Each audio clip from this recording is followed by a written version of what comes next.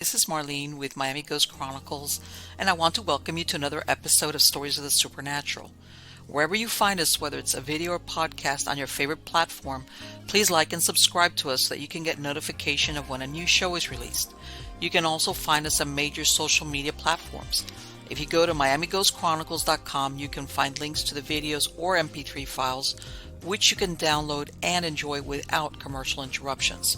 If you're into classic horror, ghost, and adventure stories, I narrate Nightshade Diary, and you can find links at nightshadediary.com. If scary stories are your bag, and listening to encounters with cryptids, ghosts, dogmen, and other weird creatures sends a shiver up your spine, then go to supernaturalstorytime.com for links to our weekly podcasts. Noteworthy news about the paranormal world, true crime, conspiracy stories, and anything that is just plain weird can be found at eerie.news or visit the Stranger Than Fiction Stories tab at miamighostchronicles.com. Please subscribe to my newsletter on Substack. Just go to mppellicer.com for a link. I want to thank you for being part of my audience, and I think you are all wonderful. Hi, everybody.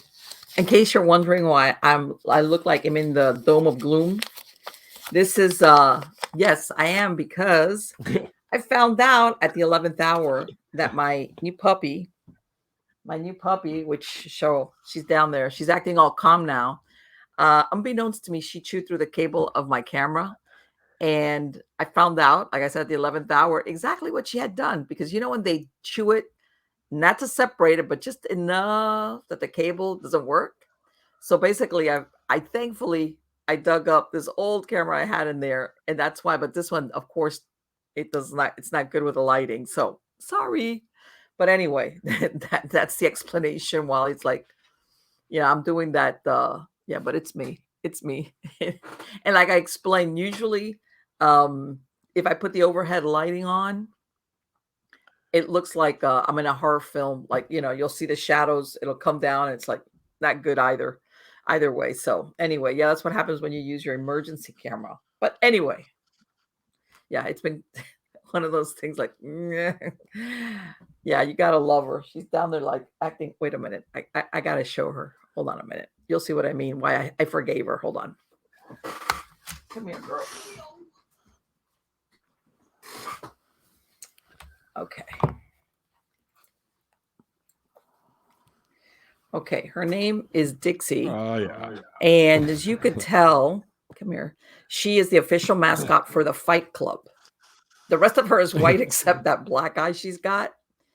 I'm telling you, she's a pistol. She's acting all calm now. But boy, she's like a Chihuahua mini pin, something or other mix in there. And I take her out to the chicken yard, and she's running all the chickens and the roosters ragged, and she doesn't do anything to them except run after them. But they're like, what is that? Well, yeah. So she's putting everybody through their paces, including me. Anyway, let me get on to the good part. The good part is who we have as a guest tonight on Stories of the Supernatural. This is the first time that this gentleman has been on here. His name is Ron Rademacher, and he's worked in the travel and exploration field for, it's been part of his life, of his working life. 16 years in footwear design and marketing, took him all to but 4 states in the United States and to several foreign countries in Europe and the Orient, and several visits to Mexico. Then came 10 years traveling the arts and crafts circuit throughout Michigan, creating and marketing twig and rustic furniture. From the discoveries found traveling from town to town came the idea for Michigan Backroads, which, by the way, is his website, and we'll have a link to it in the credits of the show. He is a working author with 6 books in print about travel on the back roads of Michigan. Help me welcome him tonight. How are you doing today, Ron? I'm doing great, Marley. How are you? Good. Well, obviously from the bio, I see that you were doing all this traveling. And since we're going to go into that area of the carvings, which I think is so fascinating, I mean, what happened? Was it just one of those things that where you're at a certain place and something captures your attention? How did you come across that? Well, it's this one was strictly by chance. And Okay. and I have one book about oddities and rarities, which is all over Michigan, and I have a whole section of the website that deals with some anomalies in this state. Sometimes I would learn about them from a rumor, and I would Oh, just chase okay. that rumor down. Or sometimes in an old history book, I have a few of those, I would find something. But the MacIntosh Stone, which is something we're going to talk about, uh, this was strictly happenstance. I stumbled into a place in the Upper Peninsula, a little tiny town, only has 50 people living in it. Happened to meet a few people, and through this conversation and that conversation, um, I found out about this object, and I've been studying it for years. And it's one of the real mysteries that's up in that part of Michigan. So that's how it was. Just dumb luck. Okay. So it's one of those things. And what was it? I mean, you came up, what is it? Was it in a park or were you doing some hiking? How did that happen? Well, it happened because I met the guy who actually found it. So Oh, okay. I was in that part of I was traveling across the Upper Peninsula of Michigan, and if you look at the map of Michigan, you see the Upper Peninsula is way far north, just almost borders Okay. Canada. And so I was searching for different kinds of things to write about. And you find a lot of strange things in the Upper Peninsula of Michigan because it's very sparsely settled. So a lot of things are stored away in museums or private homes that have been completely lost in other parts of the state or the country. I met a man named Charlie MacIntosh, who is the owner of the Nama Inn in Nama, Michigan. And a lot of ghost hunters may know about this place. It's very haunted. We know who the ghost is. I can tell you all about that afterwards. But Okay. so I was there looking into just the history of the town because I had read that the word Nama in the Native American language in that area means place of visions. And I thought, Okay. well, I got to go find out what this place is. And so I met Charlie, and through one conversation and another, he said, well, I've got something strange I found. You want to have a look? And I said, sure. And so he went home and came back with this stone, the MacIntosh Stone. Okay, because this is the thing. The thing about the stone is that it's carved, and I'm showing here the map that we were talking about there. Right, right. And this is the thing is this is the mystery as far as the origins or who carved them or how did that happen? All right. Well, that's all connected. So scroll back up to the map again, and just Okay. note that uh, the Upper Peninsula is labeled, and then there's a thing called the Keweenaw Peninsula, which extends way out Right there, into, yeah. and then north and west of that is Isle Royal. So all of this is going to come up in this conversation. Okay. But so now you can go down to the stone. And Okay. so the way that this was found was it was also just by happenstance. Charlie is a lumberman, and he travels across all the forests up there, marking trees to be harvested or where new trees need to be planted. And when he's waiting for his crew to show up, he will go along the shoreline and pick up agates, which are little stones that Okay. can be polished and turned into gemstones. And so this particular stone, he picked it up at the tip of the Keweenaw Peninsula, just 50 feet above the shoreline. And he didn't even know that it was anything special. He just threw it in his bag of stones that day. And it wasn't until about 2 years later that he went to his garage to clean some stones and discovered that this one is completely covered with carvings, both sides. Wow. So it was just sheer luck that it even ever came into existence. And it's very small. I was gonna If ask you, you how big is that? Is it like I maybe think an if you inch? scroll down one more, you're going to come to the picture that shows it next to a dime. Oh, okay, there we go. Okay, So yeah, that gives that's it how full scale. small this is. So now you can Okay. go back up. You can scroll back up, and I'll describe it. Yeah. You can. So there's two sides to it, both heavily carved.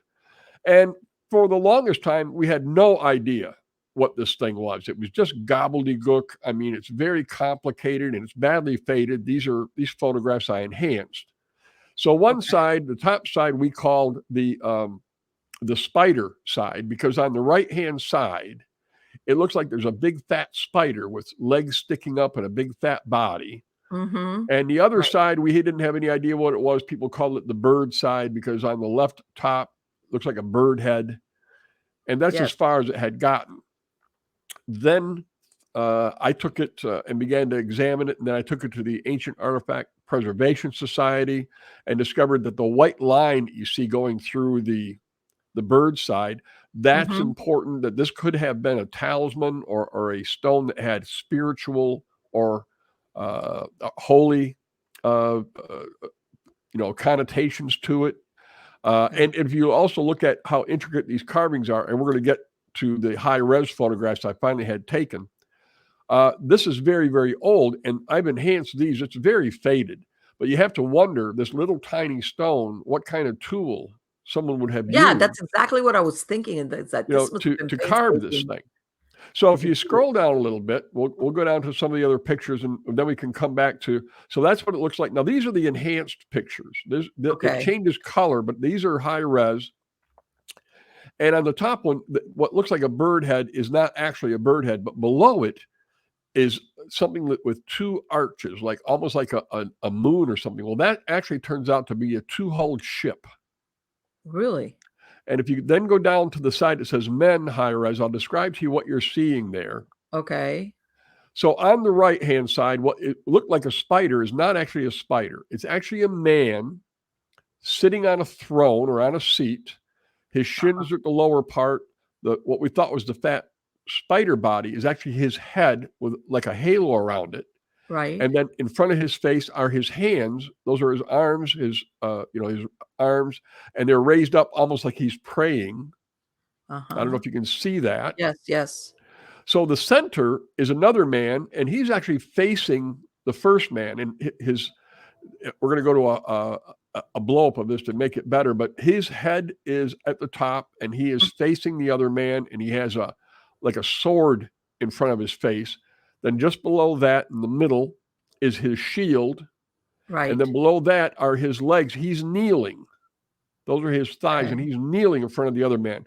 And then the third cartouche, I guess the third panel on the extreme left, it's hard to see it in this picture, but there is another man there, and he's kneeling, and we're looking at him from the back, and he's holding a staff with a flag or something above the man in the middle. Wow. So if you scroll down a little bit more, Okay. this is a close-up of the man in the middle. Okay. Yes. So you should be able to see his hairline. Yes, his hairline right And then there, you and can then see below it, his mouth, and he's looking to it's like what a would be our shield. right, Yes. and he's got the haft of a sword or something in front of his face. Yes. So what we have here on this side is the image of three different men Mm-hmm. in various postures of almost a celebration or a blessing going on. And if the man in the middle is a knight, then the man on the extreme left would have been his squire.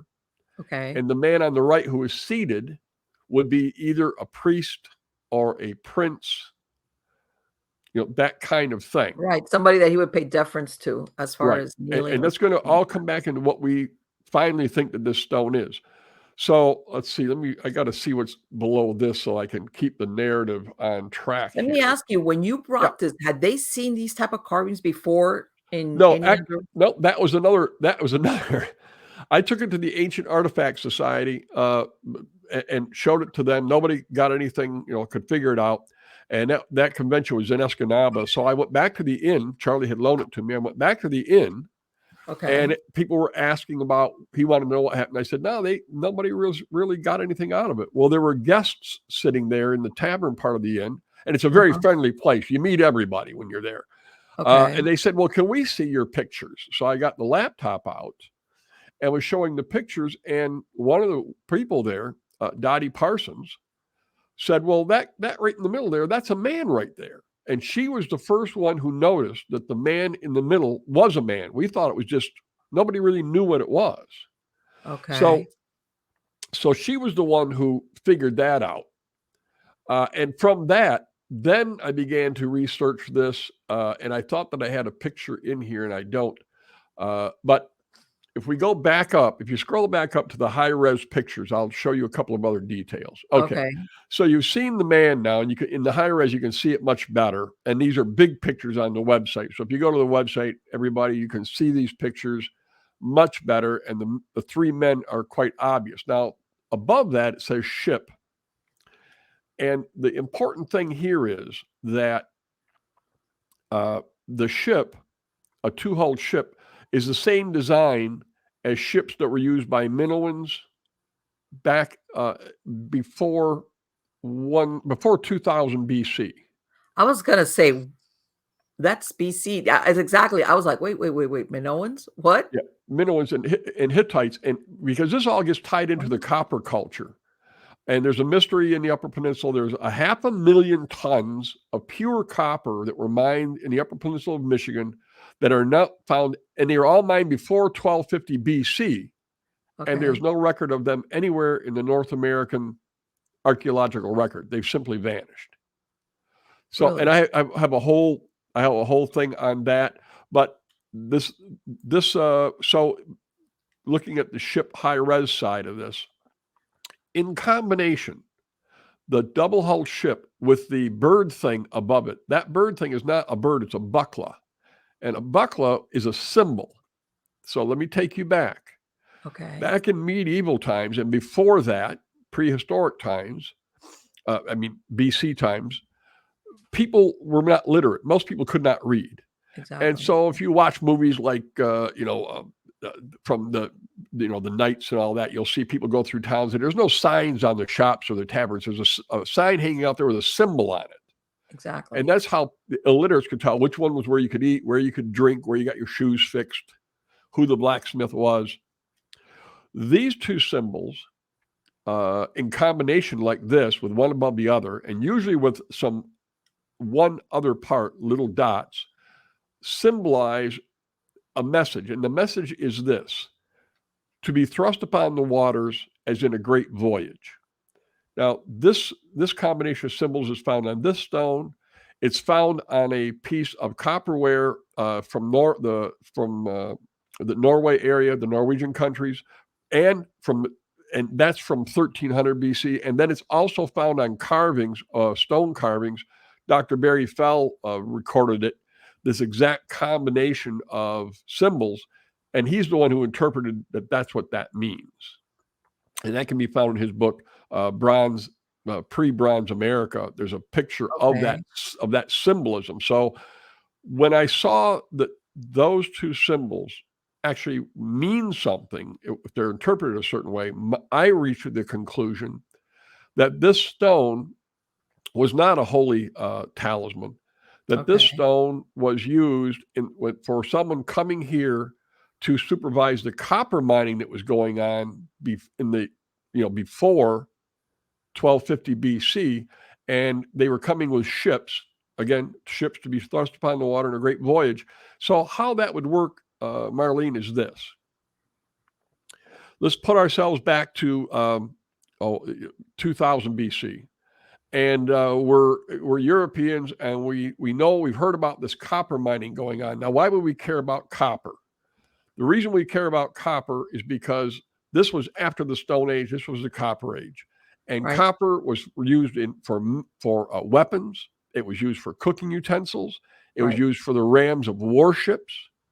And it was in great, great demand. And there is the story that's told of the red men who were traveling from Africa to the West, and they would come back with vast amounts of pure copper, and each journey took 3 years. Okay. And so the copper was in demand by everybody. And when you search the sources of copper in the Middle East, the Mediterranean, and Europe, they were very poor, especially before smelting was widespread. Okay. So there was a demand for it. So if a prince or a church, if someone wanted to raise a fleet to go to the West, follow these Phoenicians and find out where they're getting this copper, they would have to raise a fleet. They would have to hire men. They would have to buy supplies. This was a very expensive undertaking. Right. And my view is that this stone was a talisman, was actually like a credit card. It was a symbol of authority. The captain of this fleet could go to someone who owns ships and say, I'm going to rent your ships. Here's my authority. He's the guy that's paying the bill. He could go to the chandler and buy the supplies he needed, go and hire men, all that they were going to get paid by this bishop or prince who's shown on the other side, the men high res side. So this would have been used this would almost be like your MasterCard today. You could go and say, look, I can pay Right, like the for it with this. patron. This 'Cause is the like, mo- usually it had Thank to you. be somebody that was, Right. like you said, gonna foot the bill for the expedition kind of thing. Yeah, Queen Isabella did it for Christopher Columbus. That's how Mhm. those voyages were paid for, and she paid for the other ones after that. So, if that interpretation is correct, then that's why something like this might have ended up being lost where it was found, which was at the tip of the Keweenaw Peninsula. So you're telling me that basically they were coming back for quite a time on these mining trips, for lack of a better word, and that's incredible, because Well, if let you me think let me about our ideas of when anybody landed, because this predates the Vikings. You always hear of the Vikings, yes, yeah, yep, and predating Columbus, but this predates yep, the Vikings as well. it does. And I'm gonna lay out for you how we know that this actually happened. In fact, there was just a report came out 2 days ago. Okay. Sources were they were doing some tests on 2 lakes on Isle Royal. We showed you Isle Royal Right. earlier, and at the bottom of these 2 lakes are huge traces of lead that are the result of copper mining. So Okay. on Isle Royal and on the Keweenaw Peninsula, there are over 5,000 pit mines Okay. that where you could mine copper. And these pit mines date from 2000 BC and earlier, Wow. and we can prove it. And if you scroll down a little bit, I think I've even got a picture here. Hold on, let me go over here. Of a big piece of copper. It Is says that the white it? pot. Yep, big piece Right of there, copper, right? and then below that is a slab of it sitting on an oak. Copper mass weighing 6,000 pounds. So let me explain to you why this matters. Okay. The copper that exists in the Upper Peninsula of Michigan, the Keweenaw Peninsula and Isle Royal, is unique in the world. It's 99.9% pure. You could walk out and pick it up, like the slab that's shown in the museum picture there. That doesn't have to be smelted. You can just start cutting pieces of it off and pounding it into the shapes that you want to make a knife or make a spear point or make a pot. You don't have to be able to do anything to it. And this is the only place in the world where this copper exists. So there are over 5,000 pit mines in that area, and they are all mined. Get ready. The mining activity there was all before 1250 BC. That's incredible. That is And incredible. they found one area of pit mines where they used stone hammers to hammer away the rock to get at the slabs of copper. In one place that was abandoned, they found 10,000 of these stone hammers. They found hammers. Yeah, they're this big chunks of rock that have been shaped so you could hammer away to break the pure copper out of the surrounding stone. This is like 3,000 years ago, more or less, give or So, take. so here's why. So let's talk about why it would happen. I mean, why on earth would somebody be going through all the hassle of coming over here and getting this copper and moving it back to Europe and the Mediterranean, to the Eastern Mediterranean? Why would they do it? And I'll show you how they did this, how the trips were possible. But what was happening between about 3000 BC and 1250 BC was the copper. That was the Copper Age. We go from stone to copper. At 1250, and all of a sudden, and in that area, we enter the Bronze Age. Now, to make bronze, you need 2 metals. You need tin, and you need copper. So combining those two produces bronze. One account, and these are not my numbers, you can look this up. One account of a single Roman legion required 10,000 outfits for their soldiers. Those outfits included bronze shield, bronze helmet, bronze sword, bronze dagger, bronze shin guards. The demand was incredible, and there was no source of copper of the purity required anywhere in the Mediterranean world. But just across the ocean, a few miles, was the Upper Peninsula of Michigan. You know what begs the question, though? How did they find it the first time? Was it just like coincidence? Or were they just like, because God, that's to actually go across that trip and back in those times and actually find such a great source for for this is like, it's a that's great like a question. one in a It's a million great, shot. great question. The Native Americans had been mining these pit mines for years before anybody else showed up.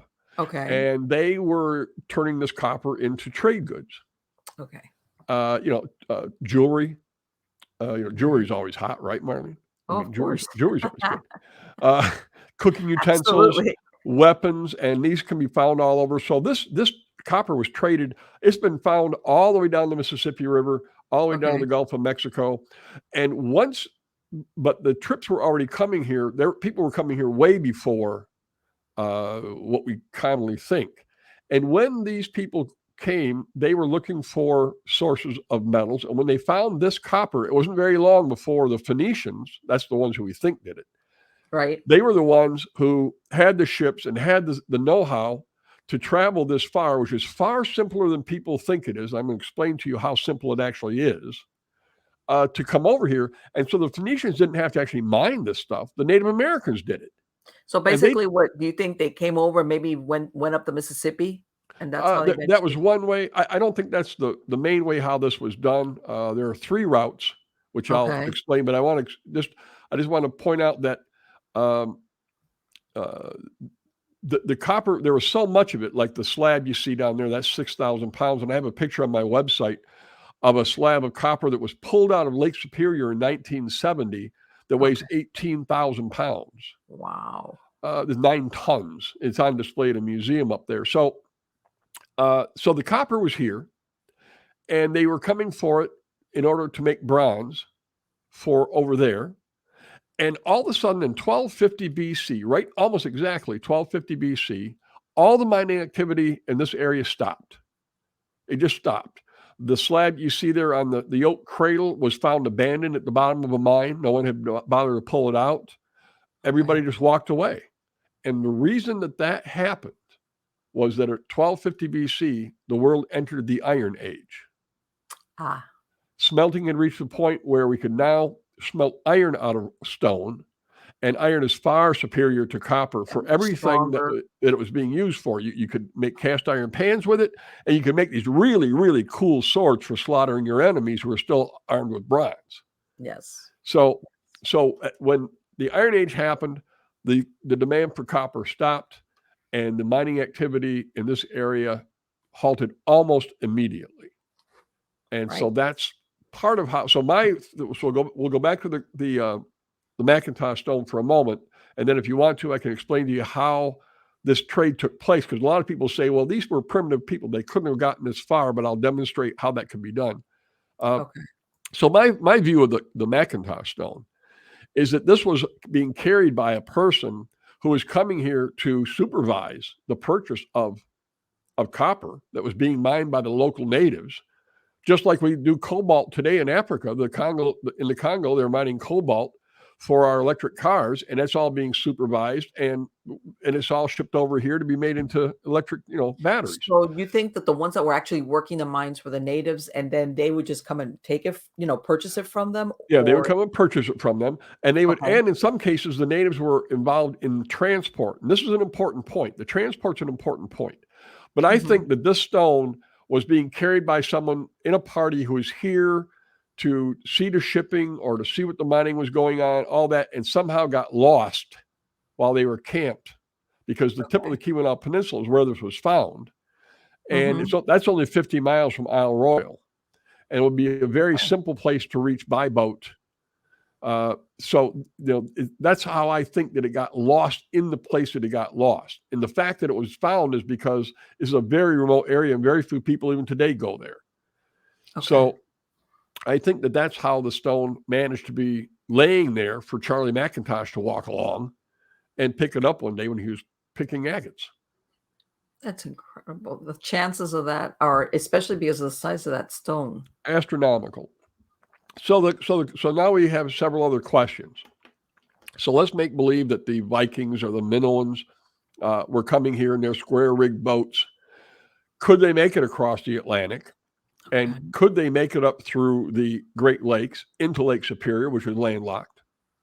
And if they did so, how come we've never found any wrecks? How come we haven't found any? Keep going down a little bit. Keep going. Scroll down. Down? No, yeah, down. Up. Scroll down. Well, well, I think I've got a picture of one of the boats that we're going to talk about. Maybe not. No, that's not it. No, we don't. Okay, so I don't have it. But right. so it's all right because they can go to the website and they can find all these pictures in the right context. But so there are two problems that have been pointed out about Europeans coming to this part of the New World to get copper.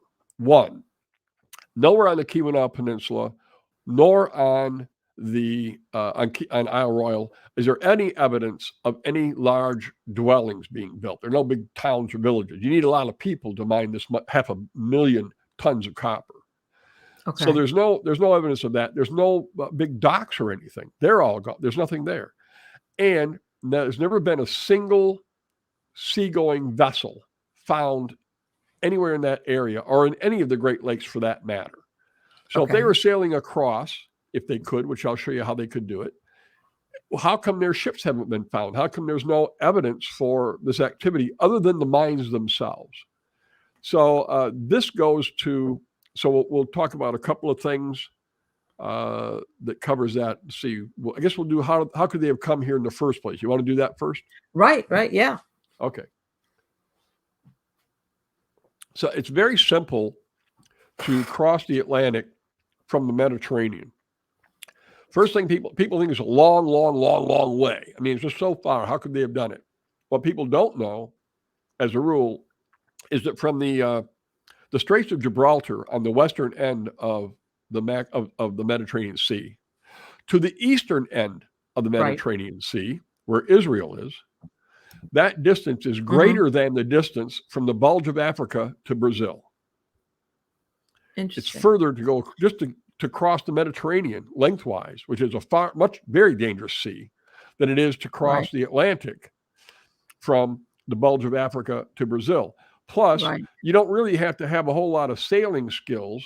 All you got to do is get out far enough to catch the Gulf Stream, and it takes you down the coast of Africa and sweeps you across and then up the coast of South America, and you sail right into the Gulf of Mexico, which puts you at the Mississippi River. Right at the mouth of the Mississippi. Exactly. So getting across was no big. Somebody recently did it a couple of years ago, did it in the bathtub. Oh, boy. Yeah, That's did it by crazy. themselves. So it's the other way could be done is by the northern route, where you would leave Norway and sail over to Scotland, and then to the Hebrides, then to Svalbard, then to Iceland, then to Greenland, and then to where the Vikings landed. And on that journey, you would never be out of sight of land for more than 2 days. Okay, but I'm thinking you always think of the North Atlantic as being a very rough sea. That's just maybe I'm mistaken. And I'm sure that they were lost ships. I'm sure that that happened. The point is that it could be done. Now, was it fun? Right. I'm not so sure it was that much fun. I'm not sure I would have wanted to hire on, but it could be done. And we know that the Vikings were doing it 1000 AD, and they left behind settlements as they went across. Right. So it could be done. Now, the next problem is, none of these boats seem to have made it up to Isle Royal and the Keweenaw Peninsula. So how did they get the copper back across the Atlantic? And it's pretty simple. It was done with canoes. On my website, I have a picture of a canoe that's should have made it into this presentation. I apologize. I didn't get it in there. Oh, don't worry. I might be able to put it in there while we're talking. Because when you said that, I said, wait a minute. Did they contract, buy it, and then the natives just brought it down? I'm thinking, wait a minute. Native That's Americans, exactly how it was done. No, that was exactly how it was done. While we're talking, I'm going to find a picture of this canoe and put it up. There's a canoe that exists in Michigan that's 32 feet long. It's 33 inches wide. The sides are 1.5 inches thick. And we did the math, and you could have, this thing would carry 3,000 pounds of cargo. And so we did the math, so here's the math on that. And I'll have this here for you in just a second. I did bad, and I should have had this done. A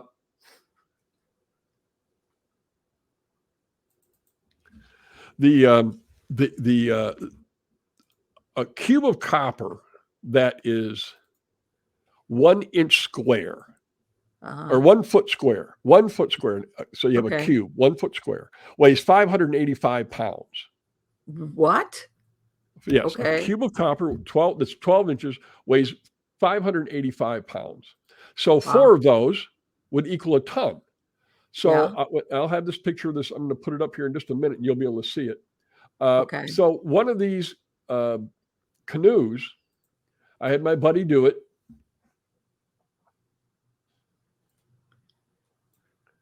And I said, do the math for me on this. How much could this carry? And hold on, this is going to go up at the top of the page you've been looking at in just a second. Okay. So this canoe, the picture of the canoe. So he said, well, I said, could this have made it across? Could you take this thing from Isle Royal to with all this copper? It'll be just a second here. With all this copper, could 2 or 3 men paddle it across there? How long would it take? Right. And so he did the math for me. He said, yeah, they could do it easily. They could do it in about 12 hours. They would need an outrigger to get it across, to make it more stable, but they could do it. So if you had 100 of these canoes, which I'm going to show you. Okay. Wait one.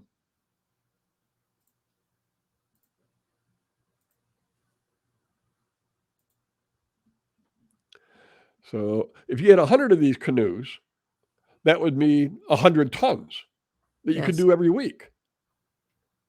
And since you only have 90 days, so the way that I have figured out that this works is the canoes would be plying their way across from, so if you refresh that page, refresh the web page, the canoe will be at the very top. And you know what's really funny? Because I think a lot of people, when they think of canoe, they think of like, that can't carry. Oh, there we go. There we go. Yeah. So that's on display in Watersmeet, Michigan. It was found in the 1950s, sunk in a lake. And that canoe could easily carry 3 men and a ton of copper. If you look at the map again, you wouldn't have to go from Isle Royal to the Keweenaw Peninsula, because you could just go from Isle Royal to Canada, which is only 15 miles away, and take and cart the copper across land to the seaport where the ships were waiting. Or you could leave Isle Royal and go down to the Keweenaw Peninsula and go down the west side of the Keweenaw Peninsula to the mouth of the Ontonagon River. Now get ready for this. You paddle up the Ontonagon River just a few miles, you get out, and in 2 portages, you're on the Mississippi River. Okay. So this could be very easily have been done, where you would take it across, and you would load the copper on the barges, those big rafts they use on the Mississippi. I think a lot of people sometimes have this idea that when anybody from Europe or these areas came to the Americas, it was the conquest, that thing that we've got about the 1500s, and not really. Maybe all these people really wanted to do was trade. We want the copper, we want this. We'll trade, like tradesmen. Well, maybe, but I would not. I don't think so, and I'll tell you why. Really? Yeah, because when the Europeans came in the 1500s, they didn't believe that this had all been lost. The Dark Ages had descended on Europe, and other than in a few monasteries and the Catholic churches, everything was lost. So no one knew that the Earth was round anymore, and no one knew that this whole continent was here. At least not in Europe. They were sailing to go find India. Yeah, they were trying to get to India, and they thought the Earth was flat, and they thought they went far. Columbus had the idea that if you went far enough west, you'd collide with China. You'd go around that way. They did not know that all of this was here. Now in Africa, the Phoenicians in the Mediterranean and the Minoans, they all wrote records of all of this activity, so they knew that this was here. But the Western civilizations, the European civilizations, all of this was forgotten. And so when people were no longer being taught how to read, in fact, even most of their religious ceremonies, which was mostly Christian at that time, those were all conducted in Latin. And Latin was not taught to the peasants, so they couldn't even understand what the words were. I'm going to guesstimate that even whoever did know these routes kind of wanted to keep it to themselves, because why would you let somebody else in on where you're going to get something that's a highly prized metal, Right. So, and the legends had persisted. There were tales that had persisted, but all this activity that literally ended in 1250 BC, by the 1300s, which is 2,300 years later, it was all forgotten. It was all lost. Right. And that's Even though some of understandable. it had been written down, very few people could read the languages that had been written down in. So the only reason that we know that this activity took place, we know for a couple of reasons. First, the mine pits are there, and it's been calculated how much copper came out of them. And in addition to that, in modern times, beginning around the time when we had the Civil War in this country, Yes, demand for copper came up again, and this area was reopened to copper mining. And with the only two exceptions, one I know of for sure, which was White Pine, every other copper mine that was opened in this region was sited on the site of a prehistoric mine. Because all he had to do was go down, because the copper was still there. They'd never finished taking it all. And so they sited them there. And so we know that the copper was mined, and we know that it went somewhere. It just did not just get traded across the Americas, because there's nowhere near enough of it in the archaeological record to account for the amount of activity that took place.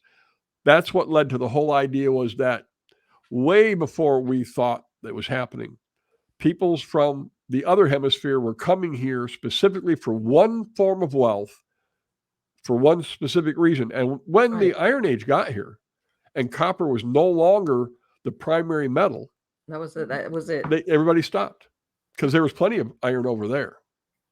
Right, because, and like you said, this is a 3-year voyage. Yeah, it was a 3-year voyage.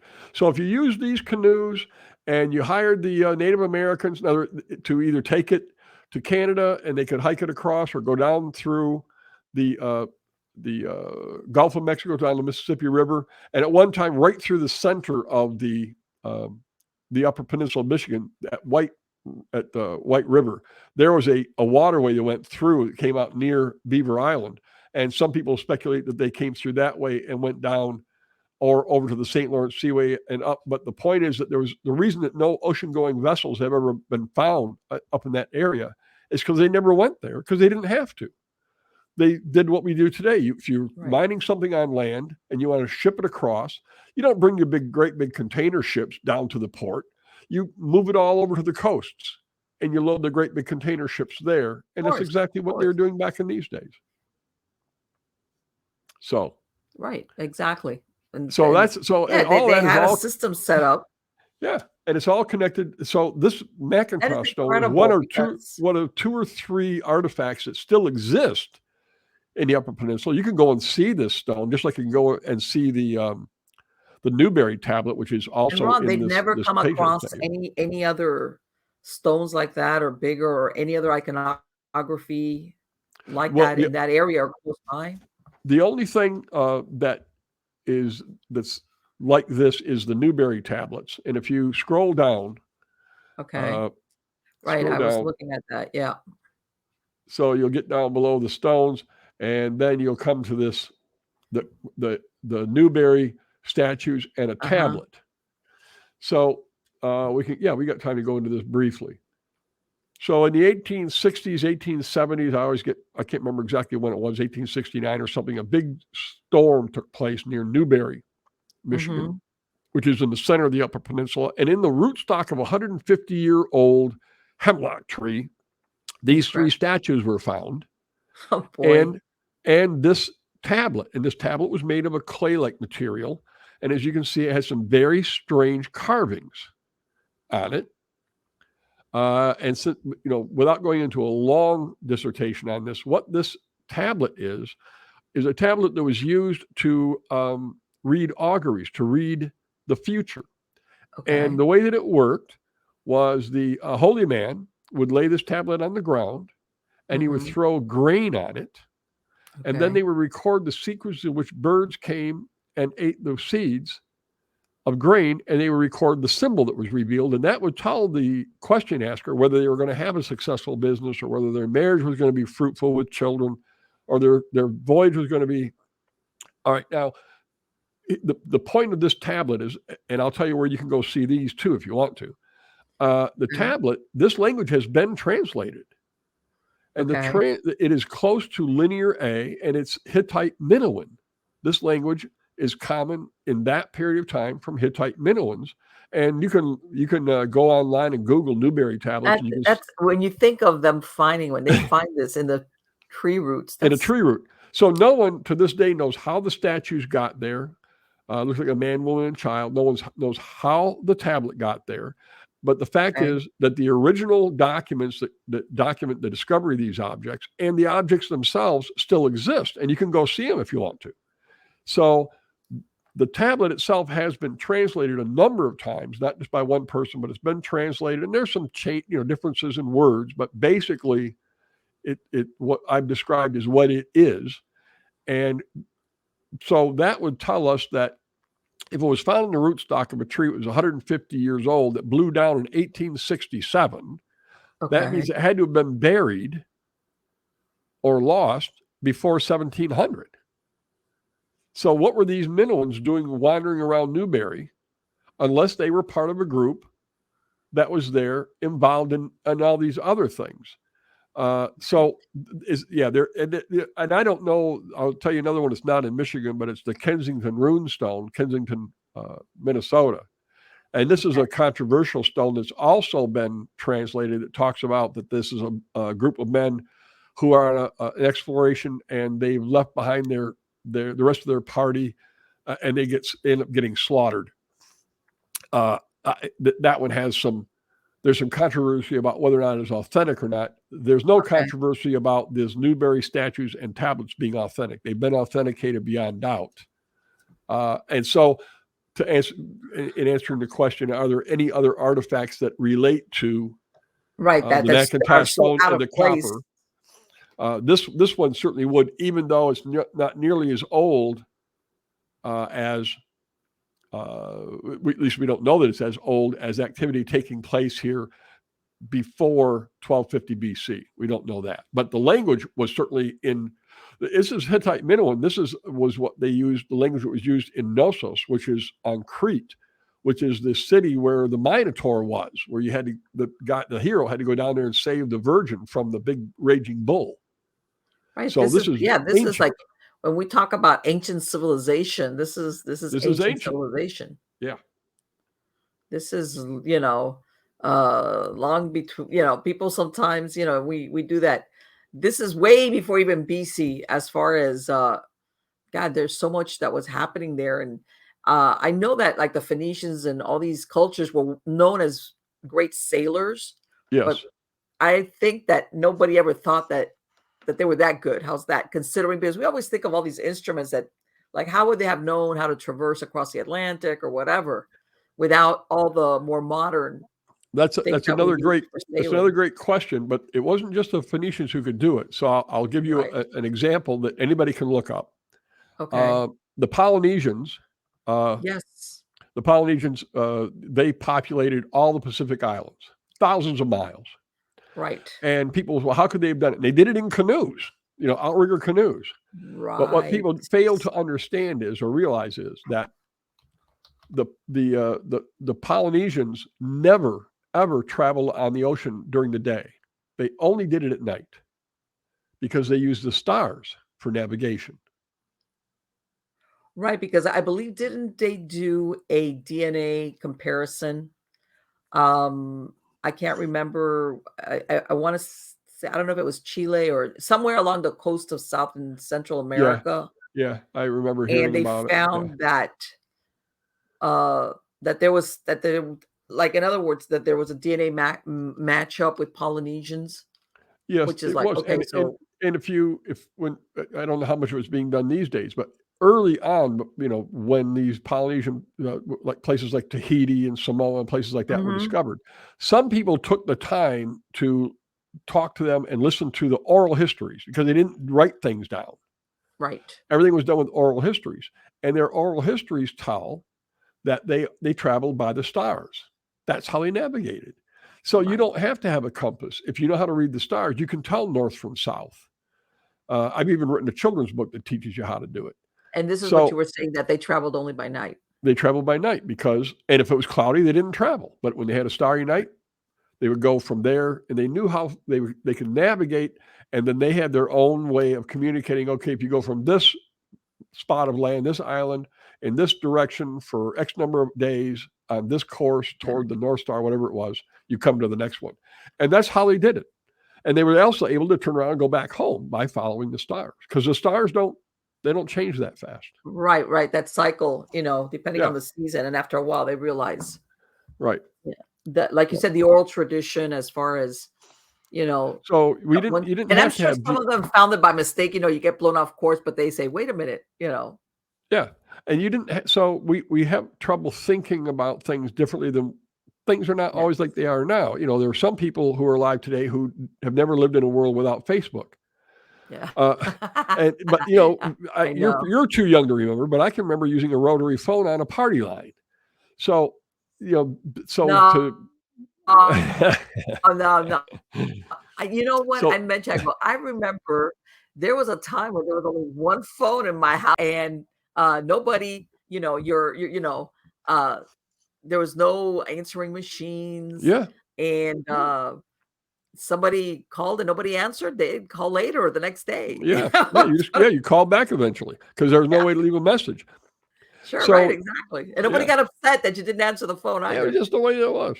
So, a lot of things happened that were, if you didn't know the questions to ask, then you would never be able to ask them. And if you have to remember why sometimes at one point, the people arriving in these strange lands were proselytizing. They were religious endeavors. Yes. The people had come first, funded by the kings and the queens for the rumored wealth. And then they sent after them the priests to subdue the locals so that they could mine and plunder in peace. And these people were not interested in learn. In fact, I'm not sure I've got that exactly right, but the Mayans, of all the written records of the Mayans, only 4 still exist. All the rest were burned by the Spanish priests because they were the works of the devil. That's, I think, the point that I was trying to make is that when these Minoans arrived, all they wanted was, let's trade. Okay, that's their interest. That's what they were coming to trade. Yeah, they weren't conquering. They just coming to see what they could get. And you stay living here. We got our own place. Let's trade. Let's. Yeah, that's what they were coming for. Yeah, they didn't want to move. They just wanted. So, and they, and I don't know what their motivation was, but when at one point in time, it's pretty well documented that large groups of vessels would leave the Mediterranean area. 3 years later, they were returned loaded down with red metal. In fact, the sailors were even called the Red Men. So that metal was copper. And I'm sure they probably timed it also to arrive always in the spring or summer kind of deal. I don't know. I'm sure they did, because I would think that if you sailed across the ocean blue and landed at the St. Lawrence Seaway and the weather was bad, then you might have to wait till spring. Right. But if you look at it that way, it's a very good point. This was going on for thousands of years. So you didn't have to land and wait for the next shipment of copper from canoes to arrive. It had arrived last fall and had been left there, so that when you arrived, you could pick it up at your leisure and take it back. And while you're gone, the next shipment was arriving. It was a system. They didn't have to meet up at exactly the same time. Each one was operating on different seasons. Listen, in those days, the Great Lakes would freeze solid. And when at one point in time, the post office on Beaver Island in modern times would go to Mackinac Island to get mail and take it back and deliver it to Beaver Island. Why wouldn't you then wait until winter when the lakes were frozen and take your sleds full of copper and take them all the way over and drop them off? You didn't have to go over mountains. You didn't have to fight wolves. So the frozen lakes were also a highway. Let me ask you, were the natives at those times, were they using sleds? I guess, and that's my, Were they using flint? No, sleds. Did they have sleds back then? They had sleds, but they were not like what you're thinking of, Eskimo sleds. Right, maybe that's what I'm thinking of. So, they were the Native Americans were much more, as I understand it, not being a Native American, but as I understand how things worked, they would work like all get out in the warm months and hunker down in the winter. Right, because I'm thinking, One And time then I in was the summer, traveling up they would. there and I saw pictures and I was like, man, this thing is like all you have is ice and snow in the winter Oh, there. it's in fact, I'm leaving on Saturday. I'm going up to climb into the even ice caves, which is a marvelous adventure, but you're in very, very, very tough conditions. So the way that it would work is, and I've been to that part of the state many times, from about the 1st of June till the 1st of October, you can do whatever you want to do, and that's when you Right. move. But on the Great Lakes, Lake Michigan, Lake Superior, the rule of thumb is 1st of October, get your boat off the lake. Because it's late October, November, the Edmund Fitzgerald, all the huge shipwrecks happen in those times. So you would get all your work done. And on Isle Royal, what they would do is they would say, okay, we're down tools. It's the 1st of October, put the tools down. They would fold up their teepees, put them in their canoes, go back to where they lived, hang around with the family. And then come spring, they would load the teepees and stuff back into the canoes, go back over, pick their tools up, and go back to work. They had about 100 days Right. to work and stockpile copper. And at the same time, the canoes that had left in the fall were coming back in the spring to move more copper across to get to the ships that were coming back. And it was just stages. Exactly. Just like it And happens after today. it's done, A container ship lands in Oakland, California, and unloads the big containers, and then they're moved on to trucks, big trucks or trains, and they're moved to the next point where they're broken down into smaller trucks, and finally they end up at your Dollar General. you're right. And You're absolutely that's right. how it's But done. you know what? And I think that all of us think that type of logistics is only a modern thing. And hey, back then it was just they used their version of whatever was there, which was the canoes. Yeah. And then the bigger ships going And to then the wherever bigger they ships, and then the ones could go all the way across. Sure. And, it was, there's no reason to believe that it didn't happen in very much that way. And one of the things that we know for certain is two things we know for sure. The copper was taken. The mines are there. All around the world, all across the Gulf of Mexico, South America, all over Europe, Africa, you can find Michigan copper, because the Michigan copper has a very significant, unique DNA. I'll use that phrase. Okay. Its chemical composition is unique on the planet. And if copper tests to that purity, it could only have come from the mines in these two locales. And it's found all over the world. And yeah, of course, like you said, it's traded and then traded again, and Traded and it again. goes And out sometimes further. there's in the Middle East, there's a couple of museums. I don't have the information at the tip of my tongue, but that have objects made of copper that have been tested. And the copper is from Lake Superior. That's the only place it could have come from.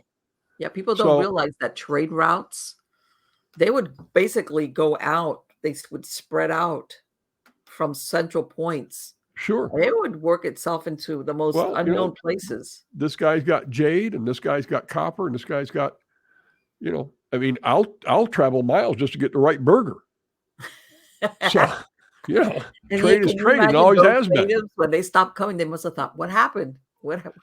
And all of a sudden, the traders stopped coming. I don't know if they laid everybody off, but all of a sudden it was over, and there was no reason to do it anymore. And because now we entered the Iron Age, and bronze was no longer the metal that you had to have for trade and for war and for construction. You had iron. I'm sure people used and it then for came jewelry, steel after that. Travel across the ocean for jewelry, making. It was like you said, usually. Well, that's a pretty good point, Marlene. But actually, I'll tell you what they did do. Recently, there was a ram from a warship brought up from the depths of the Mediterranean, and the ram was used to ram other ships. And this ram was made of copper, and it weighed 3,000 pounds. Ooh.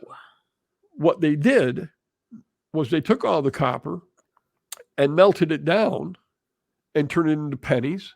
And he turned it into, you didn't have to go mine it anymore. All of a sudden, it was cheap and plentiful. And so it was turned into other things. It was repurposed, just like we would do today. Yes. Okay. So, they didn't just drop the bronze tools on the ground and forget about them. They did, but other people went and got them and turned them into utensils. You turn them into tools, turn them into plowshares if you wish.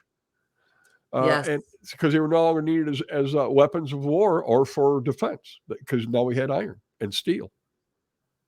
That's, you know what, that's we sometimes people there, like I said, ancient civilizations, sometimes we don't give them the benefit of the doubt of how much they could come up with as far as, and I'm sure you've heard, the mysteries of how did they build like all these pyramids and all these other things. And I think sometimes that we dismiss these older civilizations as being, how can I say, like they didn't have the wherewithal to come up with inventions with what they had. Yeah, I mean, I think that I'll use the word, I think there's a prejudice that, if they don't do it the way we did it, they couldn't have done it. And Right. when we found them, they were primitive, and the idea that a great civilization existed there in, as far back as the flood or even before is ludicrous. Well, that idea is not ludicrous. There's all kinds of anomalies all over the world that suggest that somebody knew how to do some stuff that we don't even know how to do today. And Yes, just exactly. No, that we could rack our brains. And how did they do it? Like if I yeah, had the tools that they had, I wouldn't be able to do it, the from an tools that we engineering. think they had, but they may have had tools that we just don't have any idea about, and that's how they're able to do it. Just Exactly. like the tools you and I are using right now to do this. Yes. These tools didn't even exist 20 years ago. Nope. Nope, So, not at all. yeah. And even then, unless you were in some professional studio, but nothing like this. I Yeah, mean, nothing like what we're able to do. Yeah. So, yes, and everybody, Marlene and I are broke, so send money. That's what you can well, edit that part out. I don't know. But no, but let me ask you, and I'm gonna and the reason I want Sure. to ask you this is that I'm seeing that on that information that you have there, it talks about the that there was one of them, that bull that they Yes. say that they think that predates the other ones, and that they think that it's got a line beneath it that they think might even be ancient Celtic. Oh, you're looking at the bull on Beaver Island, that picture? Yeah, yeah, yeah, Yeah, yeah. that this is the first time I've been allowed to show this. We've known about this for a lot of years, and Okay, I don't want to get into it tonight because it would take a long time to explain what's been found on Beaver Island. But really? that's where Okay, this is, and yeah, that is a bull, and it's a Tuscan bull actually. I took this photograph, so I know that it's there. Everything okay, that you find on my website and everything you find in my work, I've personally seen it. All right, I don't talk about or write about anything I haven't personally seen. okay. So, and the script below this is blurred out in this picture, and I didn't enhance it simply because the archaeologist who has translated it has not given me the translation yet. But Okay, they I did see. tell me that I'm free to let people know that it's there as long as they don't pinpoint its location because we don't want it destroyed. Sure, and that's understandable. So, yeah, and then below that are some other enigmatic objects that have, like that one right there you're looking at now. If you look at the extreme right of that rock, it looks very much like Yes, like a face. a face Yeah. with African features. Yes. This is also in the Upper Peninsula. This site, and there's a site there's right near it. I mean, 100 yards from where these heads are. And I don't think I'll put a picture of it up here because it doesn't show up very well. Is an area where oh yeah, well, that is. Hold on, let me scroll down with you. I think that is it. Yeah, those rocks, and you can't see them there, and I didn't take the time to outline it just right, but from above, Right. those rocks are laid out in the pattern of Orion, of the constellation of Orion. And Interesting. yeah, and you can see that they are old. They're covered with moss. They're half Yes. buried, so it's not like somebody put it together a couple of years ago. Right. And there's a couple of some other amazing things in this particular site. We call it the Dittman site. That kind of defy logic, but the heads that I had there, those heads, they show up. If you know where to look and you get the right angle, they appear to be faces. If you're at the wrong angle, they don't appear to be faces. So I still I haven't drawn conclusions about Okay. these, and I usually don't go into long dissertations about what things mean, but I Okay. do make sure that they exist before I get on the air and talk about them. So if someone wanted to go see the MacIntosh Stone, go to the Name It Inn and Name It and ask to see it. Charlie will show it to you. If you want to see the Newberry tablet and Newberry stones, go to the Fort Dubaud Museum in downtown St. Ignace, Michigan, and they'll show them to you. These things actually exist. That's wow. That is incredible. And I'm going to say the other day I saw that they published something that I think what is it, in Lake Charlevoix, they had come up with they found a whatchamacallit, Stonehenge. No, they were talking about an old boat, an old ship that supposedly they used it as a party boat, and Al Capone was supplying it with booze. That one, yeah, that one, Lake Charlevoix. Yeah, I heard about it. There is a Stonehenge on the bottom of Lake Michigan. What?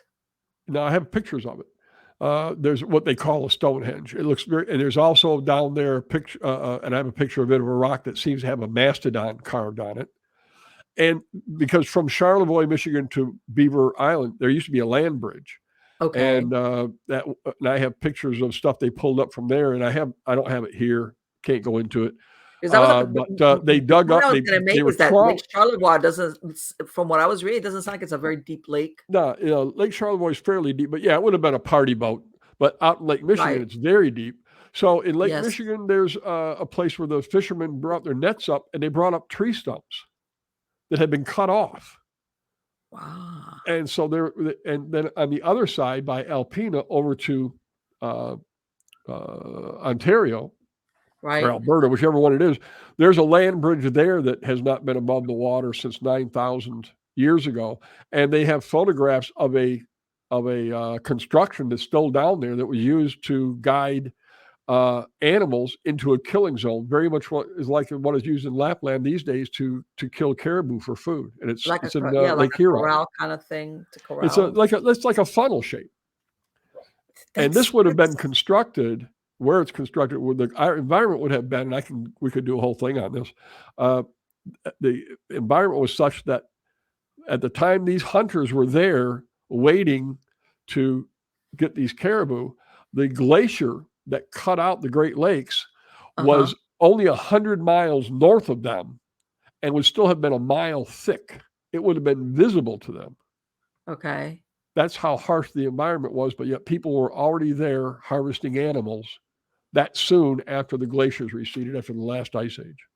Right, because this is which makes you think, how hardy people are, humankind is, because I imagine the conditions have to have been really, really difficult as far as survival. Look what you had to do to survive the chewing of your cable. I'm telling you, you have no idea. It's like I feel like I'm in. It's like the little dog she's looking at me, and I'm like, you little. All right, easy, okay. So, all right, so I guess that's about all I got for you tonight. Well, let me think of something. You got another question? But you've traveled, because you told me that you've also, and among the books that you've written, okay, which this book, by the way, is really fascinating. I know you've gone through, like, you said that there was right at the very beginning, you mentioned that there's a place here that is haunted, that's connected with this location, as far as the that's the Nama Inn. That's spelled Nahma. Okay. And the owner of that inn is Charlie MacIntosh. Okay. Who is the owner of the MacIntosh Stone. The Nama Inn is haunted.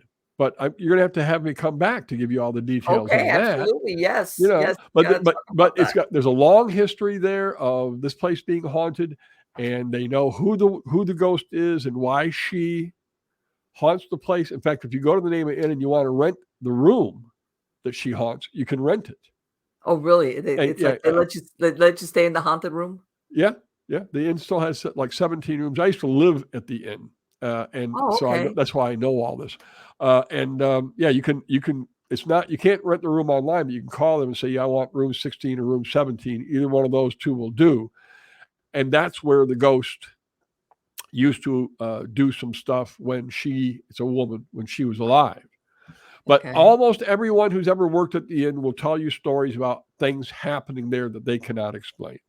Right. That's And usually ghost who's hunters come all the time just to stay in those rooms, and the inn lets them come when the inn is empty, and they can have the whole place to themselves. They can get to all there's a couple of secret passages that go around the guest areas.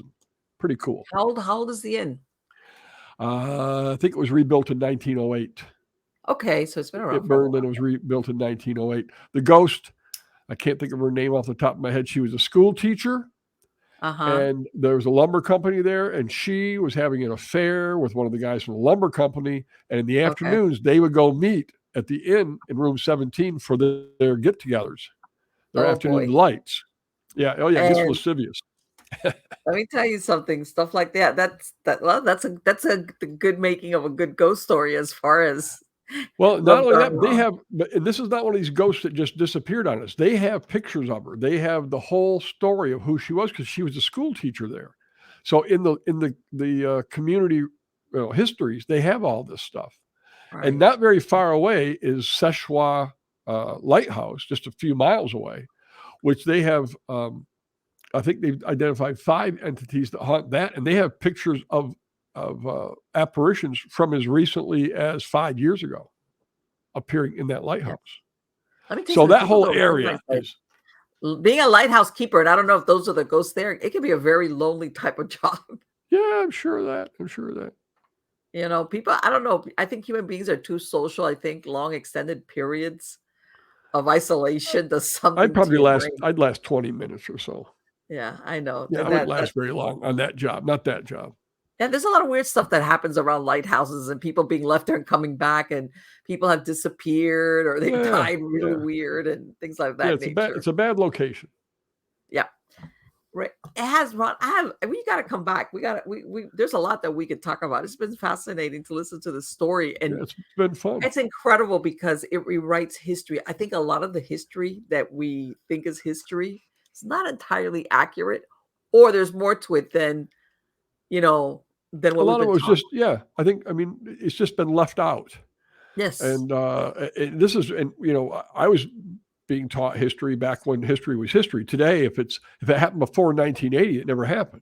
Right. So Exactly. That's people like, today don't know, but there are I mean, on a place called Burnt Bluff, which is right across the Little Bay de Noc from the name of peninsula, the place of visions, is another place, and up on those bluffs are the remnants of prehistoric paintings on the cliffs that were put there by Native American men who came from Beaver Island on their vision quest. oh And they painted their wow, visions on the walls of the cliff, and nobody knows that it's there. that's incredible. So there's a lot of that kind of Let me stuff. tell you, We you can, see some of these paintings of yeah, prehistoric pretty, people, and they're yeah, beautiful, and you think, wow, that even back then people were being inspired. I know sometimes people see it as a communication, but a lot of times it's like a form of expression of what their daily lives were, because back then really every day was a day to survive. It's not like now. So yeah, I guess, yeah. Mm. everybody back then, it was like, this is what you know and like you said, vision quest and spirituality or whatever the belief systems were, they were very integrated in your daily life. Or like you Exactly. said, that tablet that was used to augur. You think, wow, they brought it with you, because back then those things were important. Like, hey, when should we leave and go back? What's a Well, good yeah. day I mean, to leave? if you were on a voyage that was going to take 3 to 5 years, you were going to Yeah. be separated from your home at a time when most people never traveled more than 20 miles from the spot they were born at. Yes. You would want to, and also in a time when spirituality was in a much more ascendant and important thing than it is in Western culture today. So you took your holy men with you, and their job was to sustain your spiritual well-being while the doctor was taking care of your health, and the army was taking care of your, that was an important part of day-to-day life, it is in many parts of it's not just America that has gotten away from some of that, but it was much more ascendant at that time than it is in modern society here, at least. Yes, exactly. It was like you didn't put it on pause till like you got back home. Like you said, you took it with you. Yeah, Again, yeah, because you Ron, might not get back home. Yeah, that's always a big possibility. Yeah, It's like that's. could happen. Thank you, Ron. I have loved speaking to you, and you got to promise me you're going to come back. I promise. Thank you, Marlene. Yeah. Send me a note, and I'll put something else together with stuff we talked about Yes. tonight and some other stuff if your listeners Are you working interested. on? Let me ask you, for my podcast listeners, can you give out again your website address? Yeah, go to MichiganBackroads with an S.com. MichiganBackroads.com. And there's a map of Michigan on every page. You can click on the part that you're interested in. Every destination, there are like about 350 different destinations on that website. They're all listed in alphabetical order. And then there's a whole section devoted to oddities, historic places. So, yeah, and you also have a podcast, you were telling me, right? And my contact information is there. If you contact me by email or whatever, I always answer everybody's inquiries, so you can contact me there as well. You also have a podcast, I believe? I do. The podcast is at mibackroads.com. And these are short. They're short now. I'm expanding it to some longer things. But these are short little talks about things like the name of stone, about like things like the Cardiff Giant, and just odd things that are found around Michigan. And they're really good where if you got 3 to 5 minutes where you're going to be sitting by yourself and you have nothing else to do, my podcasts are perfect for that period of time because they're very short as a rule. So all this stuff is linked up. You can get links to the newsletter, everything, MichiganBackroads.com. Perfect. Again, thank you, and good luck on all your projects. All right, thank you. And good luck with that puppy dog. Oh, yeah. Thank you. All right, bye-bye. Wow, this has been great. And I'm sorry. I don't know if you can see me, and it looks like, believe it or not, it looks like I'm sitting in the dome of darkness. But it's just that if I have a lamp here and one back there, but if I do that overhead, I really look really, really creepy. So I opted for this. And by the way, I'm going to get another camera, of course. I got to order it. But it's one of those things that I'm connecting it, and I'm like, man, why isn't this camera turning on? And then I start pulling the cable, and all of a sudden I see that little bite, and I was like, oh. But anyway, I hope you like the show. I really I love speaking to him because, you know what? I've said it. Sometimes the history that we think we know is not really history, or not quite exactly accurate, or the way we think about, like, everybody always thinks of, discovery of America and Columbus and all this. And it's like, wait, this was going on, as far as people coming to knowing how to get here to the Americas long before, yes, we had the Vikings and they came and they went. And that you think, well, and I agree with him, when the Dark Ages descended in Europe and parts of it, there was, there was the plagues, there was disease, there was illiteracy. And what happened is that knowledge, whatever there was kept only by a certain, whether it was a monastery or they had access to a library. And even then, what's the good of, and this is one of the things that you think about.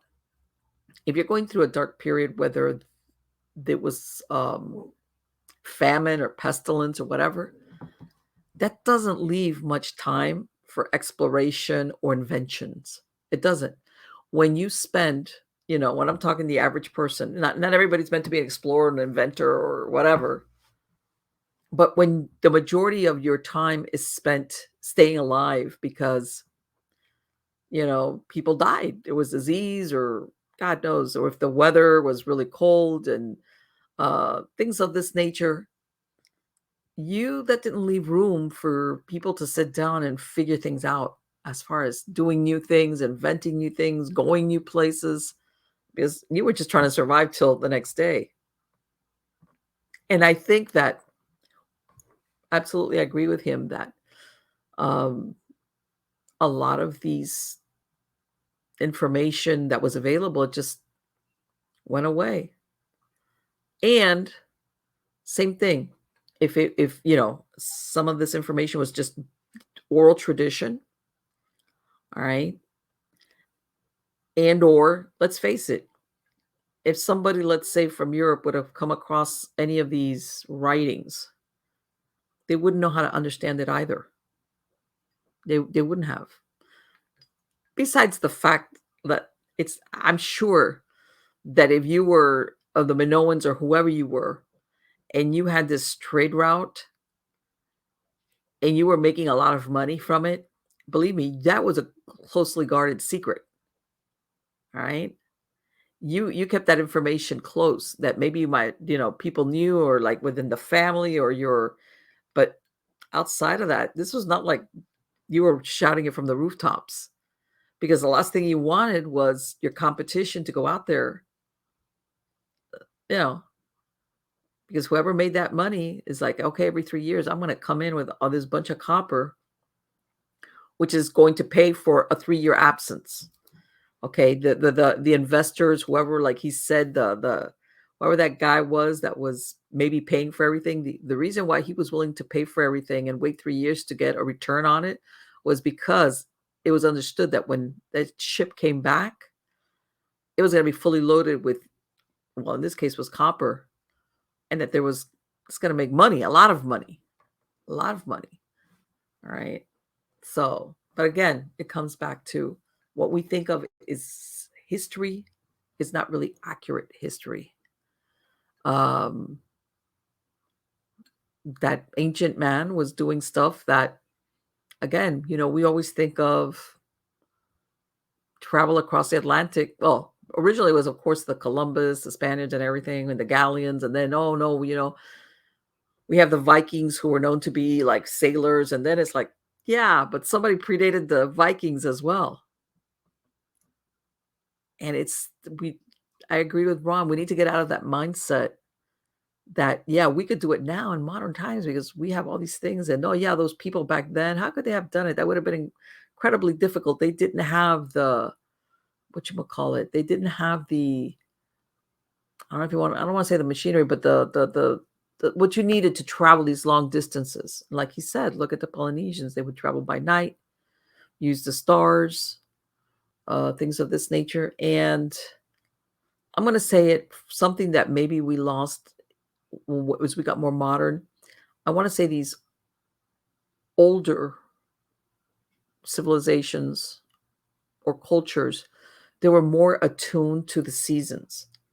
All right. As far as, how can I say, they didn't have a weather report. They didn't have the weatherman to come on and say, hey, by the way, but I think that back then this is how you lived. This was part of normal living, whether you were a sailor or a farmer or whatever, that there were certain things that you knew to look for, that you knew that meant either there was a storm or something was going to happen. And then that along with the seasons that you know what, this is a time of year.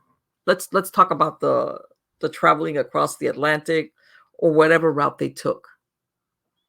That I'm sure they arranged to arrive usually spring and summer, because otherwise a lot of that area would be frozen.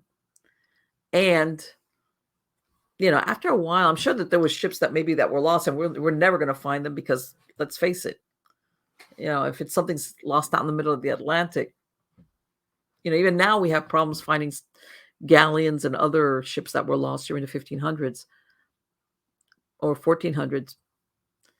They figured out. They knew this is the time that it's good to travel, so that we arrive there at a certain time. All right. And like he said, and we know that by this date, we need to leave. We need to be heading back. All right.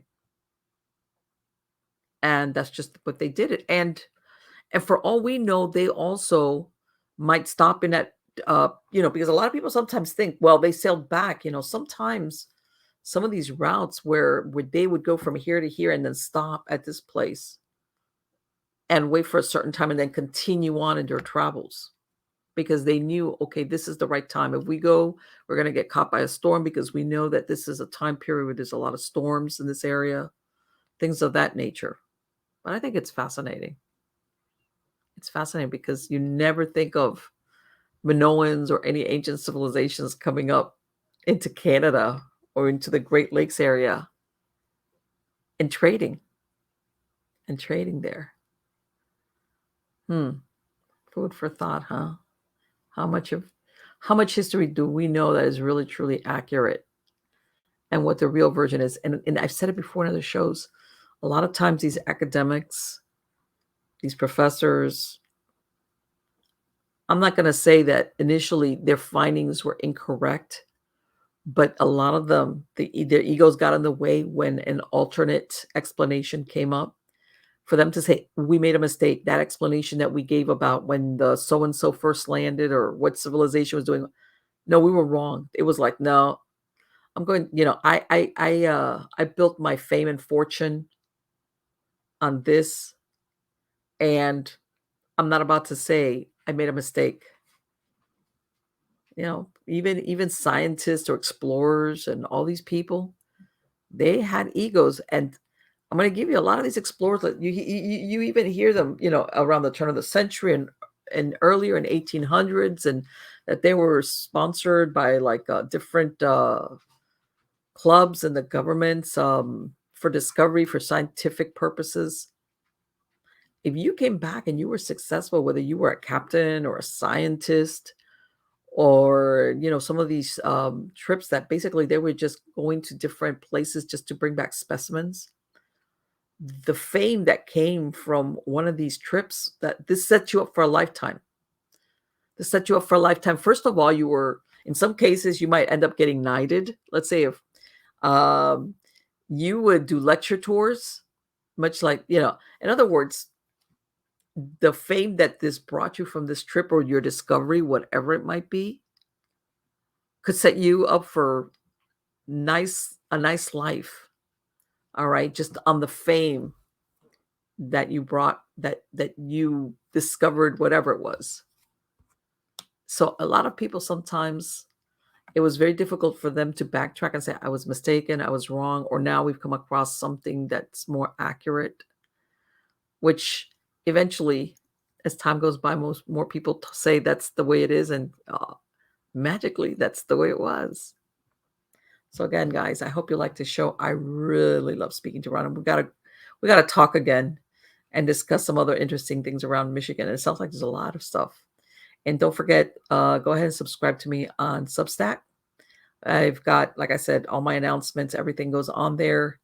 And again, you can go to MiamiGhostChronicles.com, find links to everything there, whether it's the video version of the show or the audio, the podcast version. This is where you're going to find it. And thank you for coming back every week and spending this time with me. And next week, I will have a camera that doesn't make it look like I'm doing a ghost movie or something like that. All right, guys, till next time, take care.